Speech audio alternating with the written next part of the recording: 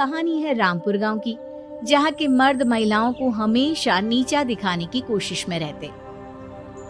अरे अभी तक खाना नहीं आया, क्या मुझे एक और शादी करने की जरूरत है? नहीं जी नहीं, ऐसा मत करना, वरना मैं कहाँ जाऊंगी। खाना लेकर मैं अभी आई जी। गांव की पंचायत में भी फैसले हमेशा औरतों के खिलाफ ही रहते। मैं जो फैसला सुनाता हूँ वो भगवान की आज्ञा होती है। इस लड़के ने अपने मन से शादी करके अच्छा नहीं किया। लड़के को घर भेज दो और इसकी शादी इसकी जाति की किसी लड़के से करवा दो, लेकिन ये लड़की, इसे तो गांव के बाहर निकाल दो। नहीं नहीं जमींदार साहब, ये क्या बोल रहे हैं? ऐसा नहीं हो सकता। मेरी बेटी मासूम है, इसे अच्छे बुरे की समझ नहीं है। अरे कहाँ जाएगी ये बेचारी? कहाँ जाएगी? इतनी चिंता है तो पूरे परिवार का गांव निकाला कर देते हैं। बेचारे पूरे बसे बसाए परिवार को गांव छोड़ना पड़ता है। चाहे जो हो, अगर बेटियों को कंट्रोल नहीं कर सकते तो गांव में रहने का कोई मतलब नहीं है। यहाँ औरतों को दब कर रहना होगा। कोई भी अपने हिसाब से कुछ नहीं कर सकता, सब ईश्वर की मर्जी से ही होगा। तभी गांव का एक आदमी दौड़ा दौड़ा आता है। सरपंच साहब, जमींदार साहब, वो कालिया है ना, उसकी बेटी पढ़ने के लिए शहर जा रही है। अच्छा, ये कब हो गया? और कालिया की हिम्मत कैसे हो गई ऐसा करने की? लेकर आओ उसे और उसकी बेटी को। बस फिर क्या था, हाजिर हो जाते हैं कालिया और उसकी बेटी सरपंच के सामने। और कालिया, ये क्या सुनने में आ रहा है? बेटी को इंजीनियर बना रहा है तू? और ये बता, गांव में तो स्कूल नहीं है, फिर कहां से इतनी क्लास पास कर गई तेरी बेटी? राधा, जो कि कालिया की बेटी है, उसे लगता है कि सरपंच उसकी तारीफ कर रहे हैं। सरपंच जी, मैंने ऑनलाइन पढ़ाई की है, डिस्टेंस लर्निंग से। सभी में मैंने अच्छे नंबर पाए हैं, जिसे देखते हुए शहर की इंजीनियरिंग कॉलेज में मुझे स्कॉलरशिप मिली है। वाह जी वाह, क्या होती है ये? पहले तो ये बताओ, फिर आगे की बात करते हैं। पूरा गांव राधा की बात सुन रहा था और राधा बोलती जा रही थी। तो ऐसे मैं फ्री में एक अच्छी शिक्षा लेकर गांव में जो कुछ परेशानियां हैं, जैसे बिजली, पानी और इंटरनेट जैसी समस्याओं के लिए काम करूंगी। मैं गांव को शहर से जोड़ने के लिए पुल का निर्माण करवाने का प्रस्ताव रखूंगी। मुझे पूरी उम्मीद है कि जल्द ही हमारा गांव भी तरक्की की राह पर चल पड़ेगा। राधा की बात सुनकर सारे गांव वाले ताली बजाने लगते हैं। सरपंच को समझ नहीं आता कि वो क्या करे। चुप रह नादान लड़की, गांव के खिलाफ जाने के लिए तुझे गांव से बेदखल कर दिया जाएगा, वो भी पूरे परिवार के साथ। और हाँ, अगर ठीक से गांव में रहना चाहती है तो ये पढ़ाई लिखाई छोड़ दे। हम तेरे लिए गांव का कोई होनहार लड़का देखेंगे। तभी गांव का एक आदमी बोल पड़ता है। अरे नहीं नहीं सरपंच जी, राधा बिटिया जो बता रही है, अगर वैसा हो जाए तो हम लोगों को पैसा कमाने के लिए बाहर नहीं जाना पड़ेगा। हाँ जी, और ना ही कोसों दूर पानी के लिए भटकना पड़ेगा। हमारे बच्चे भी अच्छी पढ़ाई कर सकेंगे और आगे बढ़ेंगे, ना कि हमारी तरह खेती करते बैठेंगे। क्यों गांव वालों, राधा बिटिया का साथ देना चाहिए ना।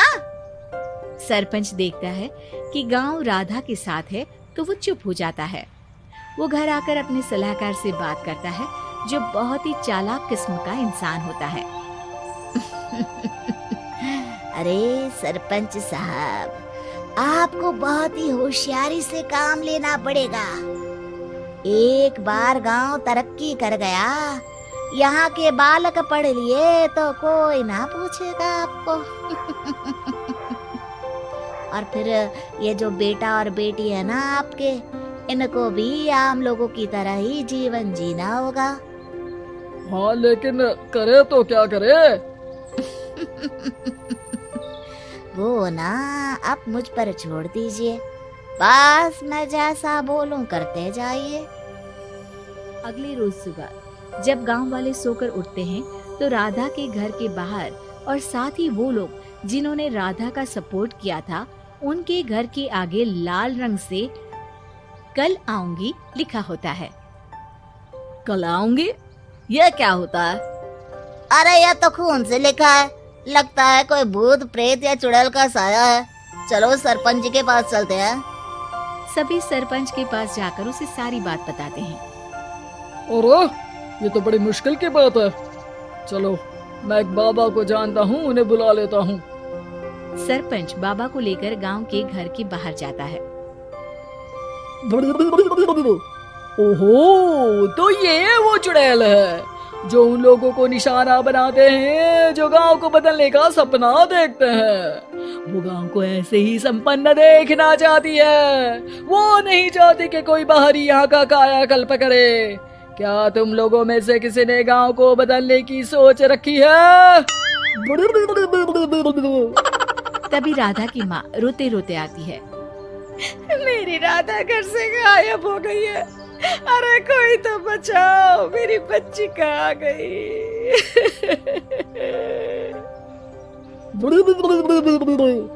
ले गई वो चुड़ैल, तेरी बच्ची को ले गई। अब वो उसे श्रापित करके छोड़ेगी, उस पर चुड़ैल का साया हो जाएगा। तभी बुरी सी हालत में राधा भी वहाँ आ जाती है। उसके बाल चुड़ैल की तरह फैले होते हैं और कपड़ों में खून लगा होता है। सभी राधा को देखकर डर जाते हैं। माँ, पता नहीं मुझे कौन उठा कर ले गया था। अरे दूर दूर हो जा चुड़ैल, अब हम लोग इस गांव में नहीं रुकेंगे। अरे कैसे बातें कर रहे हैं आप? कल तो आप मेरे भरोसे गांव का हुलिया बदलने, अपने बच्चों को पढ़ाने और तरक्की उन्नति की बात कर रहे थे, तो आज क्या हो गया आपको? ये फिर तुम लोगों को बहकाएगी। ये चुड़ैल गांव में आ चुकी है, ऐसे ही ये तुम्हारे घर के बच्चों को भी ले जाएगी। गांव वाले राधा को गांव से बाहर निकाल देते हैं। उसके माँ बाप रोते रहते हैं, लेकिन गांव वाले नहीं मानते। मैं भी अपनी बहन के साथ गांव के बाहर रहूंगा, लेकिन वो पढ़ाई नहीं छोड़ेगी। वहीं सरपंच के घर पर सलाहकार कहता है। देखा, सांप भी मर गया और लाठी भी नहीं टूटी। लेकिन अगले ही दिन सरपंच के घर के बाहर भी वही शब्द लिखे होते हैं। और फिर सरपंच की बीवी कहती है, हमारी बेटी को किसी ने अगवा कर लिया है। तभी राधा का भाई वहाँ आ जाता है। अरे गांव वालों, मैंने सरपंच जी की बेटी को देखा था। वो चुड़ैल उसे उठाकर ले जा रही थी।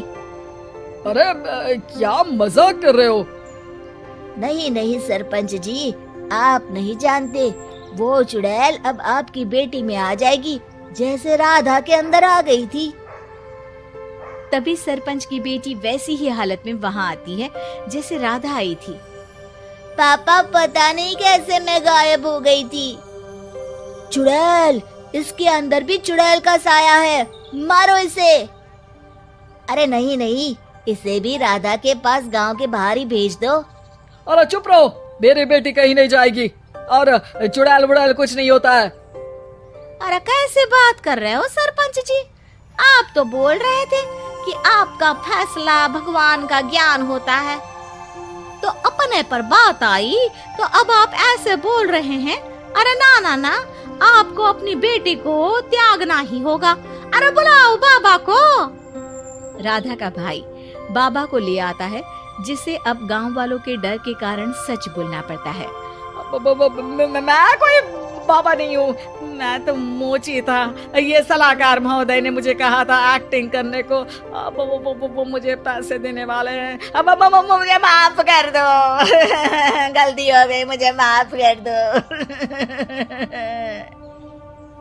तभी वहाँ राधा आ जाती है।